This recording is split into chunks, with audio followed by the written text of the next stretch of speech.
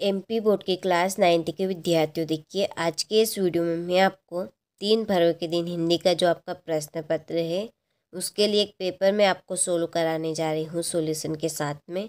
काफ़ी important question आपको इसमें देखने को मिलेंगे जिनसे काफ़ी अच्छे नंबर आप कवर कर सकते हैं। तो ये पेपर आपका इंग्लिश मीडियम और हिंदी मीडियम दोनों क्लास के लिए रहेगा। तो आपको अच्छे से कंप्लीट करना है इन सभी प्रश्नों को ताकि आप सभी अच्छे से अच्छे नंबर कवर कर सकें। तो चलिए बिना किसी देरी की वीडियो को हम शुरू करते हैं और प्रश्न की ओर बढ़ते हैं। देखिए यहाँ पर मैंने आपके टाइम का भाव रखते हुए प्रश्न फिल कर दिए हैं। तो देखिए पहले प्रश्न में सही विकल्प चुनिए। तो देखिए सही विकल्प आपसे 6 नंबर के पूछे जाएंगे।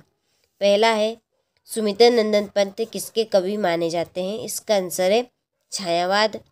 दूसरा है सर्वेश्वर दयाल सक्सेना की रचना है, इसका आंसर है प्रेम वाटिका। तीसरा है वीर रस का स्थायी भाव है, इसका आंसर है उत्साह। चौथा है तिब्बत में अधिकतर जमीन किसको दे दी जाती है?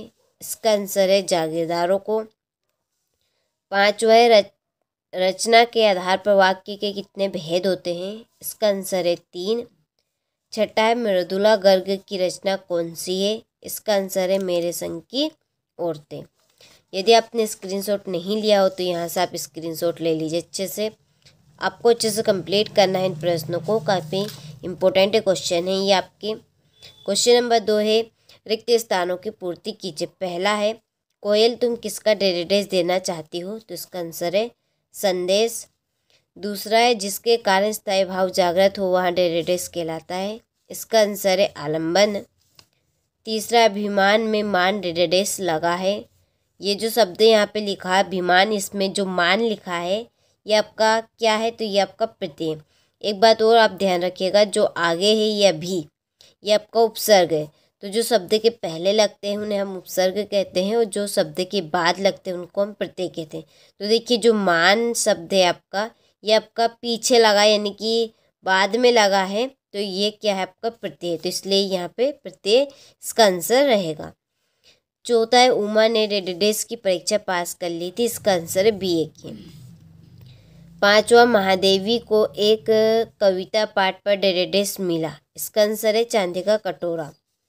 छठा है एकांकी में डेडिकेट होता है, एकांकी में 1 अंक होता है। चलिए तो यहाँ से आप स्क्रीनशॉट ले लीजिए अच्छे से। इसके बाद में है सही जोड़ी। पहली जोड़ी है चारू चंद्र की चंचल किरणें, ठीक है, चारू चंद्र की चंचल किरणें। तो इसकी आपकी जोड़ी रहेगी अनुप्रास अलंकार। क्या है ये? आपका अनुप्रास अलंकार है। बिहार की जो जोड़ी है वो है आपकी जाबिर हुसैन, ठीक है। तीसरे मात्र ही भर, ये क्या है आपके निपात शब्द है। क्या है ये? निपात शब्द है। प्यारे लाल शर्मा, जो प्यारे लाल शर्मा है ये स्वतंत्रता सेनानी थे। नाटक सम्राट की जो जोड़ी है वो है आपकी जयशंकर प्रसाद। और छठे संसाधनों का अपव्यय हो रहा है, ठीक है, बहुत ही अधिक इनका उपयोग किया जा रहा है। चलिए तो ये जोड़ी हमने अच्छे से कंप्लीट कर ली है। देखिए आपको भी अच्छे से कंप्लीट करनी पड़ेगी। देखिए 100% श्योर पूरे प्रश्न के आने के चांस है। देखिए इसी बीच हमने 4 सेट पेपर कंप्लीट किए, बहुत ही रिसर्च और कॉन्सेप्ट के अनुसार, ताकि आप सभी हर एक सब्जेक्ट में 75 में से 75 नंबर लेकर आ सके और अब की बार आप 90 पार कर सके। हमारा यही टारगेट है कि बच्चे अच्छे से अच्छे अंक इस साल ला सके, ठीक है। तो हमारी ऑफलाइन कोचिंग भी, उनमें भी हम देखिए यही पढ़ाते हैं और यही हमने उनको सेट पेपर दिए हैं, ठीक है। ऐसा वैसा पेपर नहीं है, आपका एकदम सही है। आपको अच्छे से इनको कंप्लीट कर जाना है, ठीक है। चलिए तो चौथे प्रश्न में सत्य पहला है कि छायावादी काव्य में प्रकृति का मानवीकरण किया गया है। तो छायावाद काव्य में प्रकृति का मानवीकरण किया गया है कि मानव का इसमें प्रयोग किया गया है, मानव के बारे में बताया गया है। तो ये बात आपकी एकदम सत्य है। दूसरा है दोहा मात्रिक छंद है। दोहा मात्रिक छंद और वर्णिक छंद क्या है? देखिए, जिनमें वर्णों की गणना की जाती है वो आपके वर्णिक छंद कहलाते हैं। जिनमें शब्दों की, ठीक है, वर्ण यानी शब्द की गणना, वर्णों की गणना की जाती है वो वर्णिक छंद कहलाते हैं। जिसमें मात्राओं की गणना की जाती है उनको मात्रिक छंद कहते हैं। अब जो दोहा छंद है इसमें मात्राओं की गणना की जाती है, ठीक है। किसकी गणना की जाती है? मात्राओं की गणना की जाती है। तो ये बात यहाँ पर सत्य है, एकदम सही है। तो इसमें आपका आएगा सत्य। यदि इसमें ये होता कि दोहा वर्णिक छंद है तो ये गलत बात है, क्योंकि दोहा में वर्ण नहीं गिने जाते, केवल मात्राएं है गिनी जाती है। तो इसलिए दोहा छंद क्या है आपका? एक मात्रिक छंद है, ठीक है। तीसरा है एक टोपी पर 25वें जूते निछावर होते हैं। तो ये बात आपकी असत्य है। और चौथा है किरण शब्द का पर्यायवाची रसीम है। किरण शब्द, ठीक है, जो किरण शब्द है इसका पर्यायवाची रसीम होता है। तो हाँ, ये बात बिल्कुल सत्य, इसका पर्यायवाची शब्द रसीम होता है, ठीक है। जैसे सूरज का पर्यायवाची शब्द क्या होगा? बताइए जल्दी। चंद्रमा, ठीक है, उल्टा बताना है। पांचवा, उमा के व्यक्तित्व में साहस की कमी है। तो ये आपका असत्य है।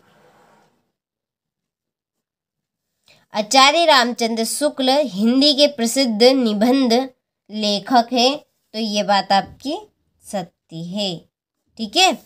चलिए, तो ये सत्य हमारे कंप्लीट हो चुके हैं। तो स्क्रीनशॉट आप अच्छे से ले लीजिए। इसके बाद में एक वाक्य में उत्तर लिखिए। पहला है कि मकरत के खुले डिब्बे जैसा क्या है? मकरत के खुले डिब्बे जैसा आपका पर्वती ग्राम है। क्या है? पर्वती ग्राम। कि गांव को कहा गया कि जो मकरत के खुले डिब्बे जैसा किसे कहा गया? तो पर्वती ग्राम को कहा गया है, ठीक है। चलिए, दूसरा है स्थायी भाव को जगाने वाले तथा उद्दीप्त करने वाले कारक क्या कहे जाते हैं? तो इसका आंसर रहेगा आपका विभाव। क्या आएगा इसमें आपका? विभाव, ठीक है। तीसरा, महादेवी के परिवार में हिंदी को कौन लाया? तो महादेवी के परिवार में हिंदी को माता जी लाई। क्या लाई? माता जी। चलिए, चौथा है उपसर्ग शब्द में कहाँ जोड़ता है? अभी मैंने आपको बताया उपसर्ग कहाँ जोड़ता है? शब्द के पहले, ठीक है। विवाह को बिजनेस कौन कहता है? तो इसका आंसर है आपका गोपाल प्रसाद, ठीक है। और छठा है नाटक में कितने अंक होते हैं? मैंने आपको अभी बताया था कि एकांकी में एक अंक होता है, नाटक में एक से अधिक यानी कई अंक होते हैं। तो आप यहाँ पे लिख सकते हैं हम एक से अधिक,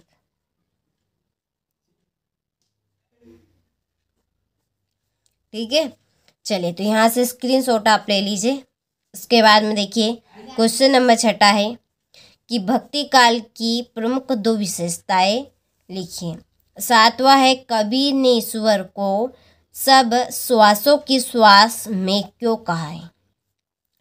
आठवां है कोयल की कुक सुनकर कवि की क्या प्रतिक्रिया थी? सुविधा और मनोरंजन के उपकरणों से बच्चे वंचित क्यों हैं? महाकाव्य किसे कहते हैं? हिंदी के 2 महाकाव्यों के नाम लिखिए। रूपक अलंकार की परिभाषा लिखिए तथा उदाहरण भी दीजिए, ठीक है। चलिए, इसके बाद में है ये आपका क्वेश्चन नंबर 12 जीवनी और आत्मकथा में अंतर। देखिए, काफ़ी इम्पोर्टेंट है। जितने भी प्रश्न आपको यहाँ पर दिख रहे संधि समास में अंतर बहुत रिसर्च और कॉन्सेप्ट के अनुसार हमने यहाँ पे तैयार किए हैं, जिनसे आप सभी अच्छे से अच्छे अंक प्राप्त कर सकते हैं, ठीक है। तो आप सभी को अच्छे से इनको कंप्लीट करना है ताकि आप सभी 75 में से 75 नंबर ला सके। और हमारा पूरा प्रयास रहेगा कि आप सभी 75 में से 75 नंबर लेकर आए, ठीक है। चलिए, ये आपका 22वां प्रश्न है। बुक बैंक से पुस्तकें देने के लिए एक निर्धन छात्र नीति से सहायता प्राप्त करने के लिए अपने प्राचार्य महोदय को आवेदन पत्र लिखिए। ये आपका 22वां प्रश्न है। इसमें एक निबंध आपको कंप्लीट करना है, ठीक है। चलिए, तो ये हमने सेट पेपर आपका सी कंप्लीट कर लिया है। इसके बाद में बहुत जल्दी इसका पूरा सॉल्यूशन भी हम लेकर आएंगे और